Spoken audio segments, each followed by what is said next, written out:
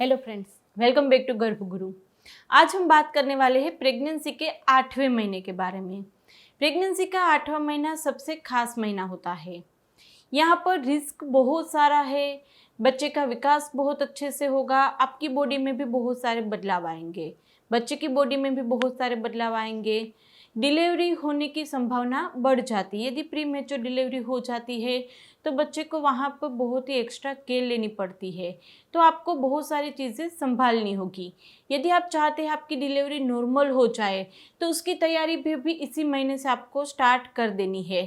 Normal delivery के लिए जो होम्योपैथिक मेडिसिन आती है जो इजीली आपकी डिलीवरी नॉर्मल करवा देती है, वो होम्योपैथिक मेडिसिन भी इसी महीने से स्टार्ट करनी होती है।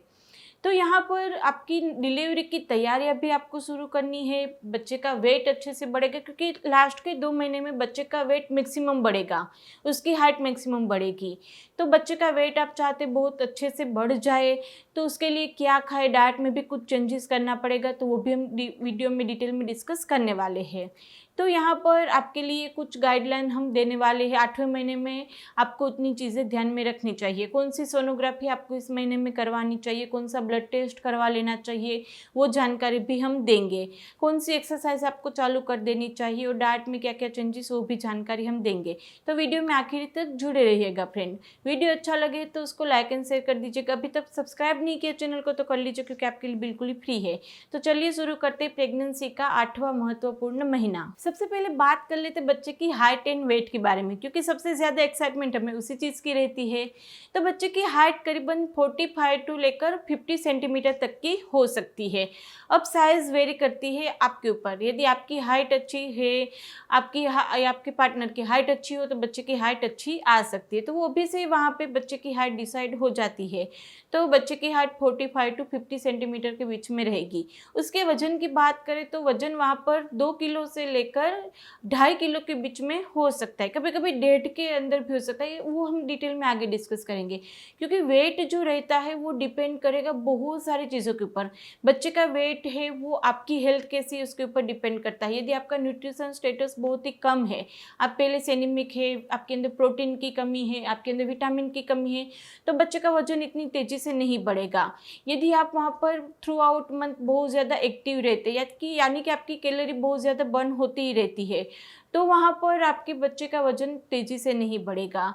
यदि आप वहाँ पर बेड रेस्ट आता है, प्रेगनेंसी के दौरान बहुत सारी ऐसी कंडीशन है जिसमें आपको बेड रेस्ट सजेस्ट किया जाएगा। तो यदि आप बेड रेस्ट के ऊपर है तो बच्चे का वजन तेज़ी से बढ़ेगा। आपके अंदर इम्यूनिटी फ्लूइड कितना है, तरल पानी यदि कम रहता है तो बच्चे का विकास कम होगा। तो वो सारी चीज़ों के ऊपर डिपेंड करेगा कि आपके बच्चे का वेट कितना है, लेकिन वो 1.5 से 2.5 किलो के बीच में तो होना ही चाहिए इस मंथ में। दूसरा वहाँ पर बात कर लेते हैं कि चाहे आपकी ड्यू डेट 40 वीक के बाद होगी, आपकी ईडीडी जो होगी वो 40 वीक के बाद की होगी, लेकिन वहाँ पर 8वें महीना जैसे ही ख़त्म होगा, 9वें महीने के स्टार्टिंग में ही आपकी डिलीवरी कभी भी हो सकती है। तो 8वें महीने में ही आपको अपनी हॉस्पिटल बैग तैयार कर लेनी चाहिए। हॉस्पिटल बैग में क्या क्या ले जाए, अपनी बैग में क्या क्या चीज़ें रखें, बच्चे की बैग में क्या क्या चीज़ें रखें, उसके ऊपर डिटेल में मैंने एक वीडियो बनाया है, तो वो आप मेरे चैनल पे जाके देख लीजिएगा। तो हॉस्पिटल बैग आप अभी से तैयार कर लीजिएगा। और दूसरे वहाँ पर नॉर्मल डिलीवरी की मैंने जैसे बात की थी, नॉर्मल डिलीवरी यदि आप चाहते हैं तो उसके लिए होम्योपैथिक दवाई आप स्टार्ट कर दीजिएगा 8वें महीने के स्टार्टिंग से ही। तो उसके लिए आप होम्योपैथिक डॉक्टर को कंसल्ट कर सकते हैं। यदि आप चाहते हैं आपकी डिलीवरी नॉर्मल हो तो एक्सरसाइज भी अभी से शुरू कर देनी पड़ेगी। वॉकिंग कीजिए, एक्सरसाइज कीजिए। अब एक्सरसाइज के लिए आप वहाँ पर यूट्यूब पे बहुत सारे वीडियोस रहते हैं, तो नॉर्मल डिलीवरी की एक्सरसाइज आप स्टार्ट कर सकते हैं। वहाँ पर आपको कुछ घर पे होम रेमेडी दी जाएगी। 8वें महीने के बाद मम्मी लोग आपको होम रेमेडी देंगे, कुछ गर्म चीज़ें खाने के लिए बोलेंगे, जिससे आपकी बॉडी लेबर के लिए तैयार हो जाए। तो वो चीज़ें भी आप स्टार्ट कर सकते हैं। बच्चे की लंग को स्ट्रॉन्ग करने के लिए, यदि आपकी डिलीवरी हो भी जाए तो बाहर आके बच्चा सर्वाइव कर जाए, इतना लंग तो उसका अभी कैपेबल हो गया होगा, लेकिन फिर भी उसको वहाँ पर स्ट्रॉन्ग करने के लिए वैक्सीन आएगी इस महीने। तो वो वैक्सीन भी आपको लेनी है। इंजेक्शन दिया जाएगा आपको लंग मेच्योरिटी के लिए, जो गायनिक आपको दे देंगे, तो वो भी आपको 8वें महीने पे ले लेना है। सोनोग्राफी की बात करें तो यहाँ पे डॉपलर सोनोग्राफी आएगी, डॉपलर अल्ट्रासाउंड आएगा आपका, जो आपके अंदर बच्चे को खून कितना पहुँचता है, बच्चे का विकास कितना अच्छा है, प्लेसेंटा कितना मैच्योर है, प्लेसेंटा की वहाँ पे पोजीशन क्या है, वो सारी चीज़ें वहाँ पे जानना ज़रूर है डिलीवरी के पहले। तो एक अल्ट्रासाउंड 8वें महीने पे, स्पेशली डॉपलर अल्ट्रासाउंड आपको करवा ही लेना चाहिए। और वहाँ पे ब्लड टेस्ट की बात करें तो ब्लड टेस्ट में हीमोग्लोबिन आपको करवाना है, थायराइड चेक करवाना है और शुगर चेक करवाना है। ये 3 आपको चेक करवा लेना है। और बीपी तो हर महीने चेक होगा ही। 8वें महीने से आपकी हॉस्पिटल विजिट जो होगी वो हर 15 दिन पे रहेगी। जी, आपको हर 15 दिन पे डॉक्टर को कंसल्ट करना है, अपना बीपी चेक करवाना है और अपना वेट भी वहाँ पे चेक करवाते रहना है। दूसरे, यदि आपके अंदर सिम्टम की बात करें तो कौन कौन से सिम्टम यहाँ पर आपकी बॉडी में बदलाव आएंगे। तो जैसे ही आपका 8वां महीना शुरू होगा, बच्चा होगा वो आपके पेल्विक गर्दन में अभी थोड़ा सा ड्रॉप डाउन होगा, यानी कि नीचे जाएगा, वहाँ पे फिक्स होगा।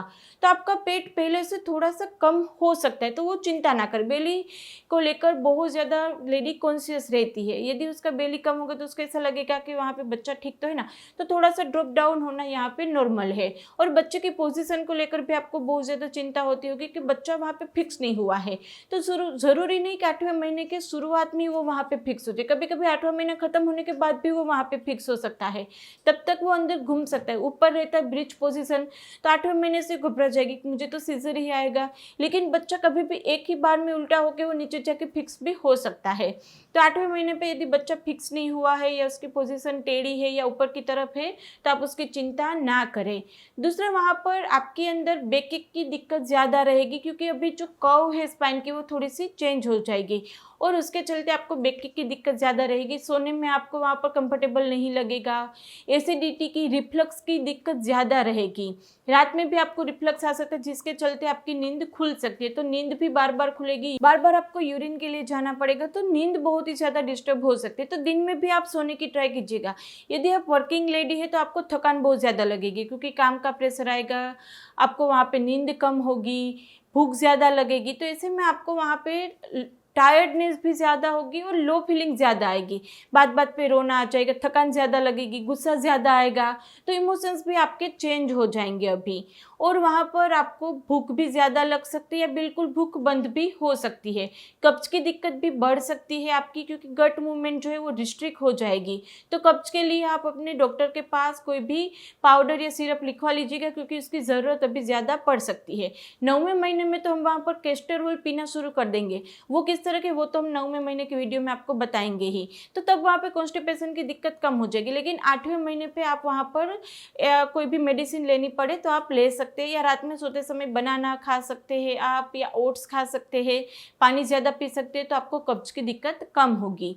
दूसरा, वहाँ पर आपको स्किन में भी इरिटेशन हो सकते, मेलाज्मा स्टार्ट हो सकता है। तो यदि स्किन सिम्टम शुरू हो तो आप विटामिन सी की टेबलेट ले सकते हैं, या फिर आप एक्सटर्नल ऑइंटमेंट भी लगा सकते हैं। इंटरनल मेडिसिन अभी आपको अवॉइड करनी चाहिए। पेट में दर्द आपका बढ़ जाएगा।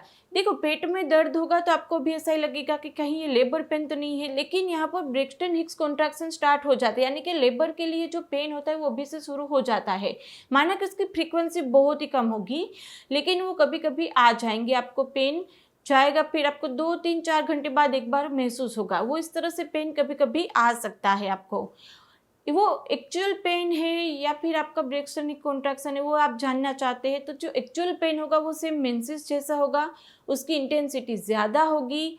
और वो जो एक्चुअल लेबर पेन होगा तो उसमें जो बीच का गैप होगा वो धीरे धीरे कम होगा। पहले 4 घंटे पे, फिर 3 पे, फिर 2 पे, फिर 1 पे, फिर आधे घंटे पे, ऐसे करते करते वो बीच का जो गैप होता है, 2 पेन के बीच का गैप, वो कम होता जाएगा। जहाँ पर ब्रेक्सटन हिक्स कॉन्ट्रैक्शन में वो पेन का जो बीच का गैप होगा वो कम नहीं होगा, तब उससे भी पता कर सकते हैं, और वो बहुत ही माइनर पेन होगा। कब्ज के चलते भी कभी कभी बहुत सीवियर पेन हो सकता है। यदि आपको कब्ज है तो बहुत सीवियर पेन होगा। आप जाएंगे, एनिमा लेंगे। जब भी आपको सीवियर पेन भी हो तुरंत ही एनिमा लेना है। एनिमा लेने के बाद यदि वो पेन चला जाता है तो वो फॉल्स लेबर पेन था।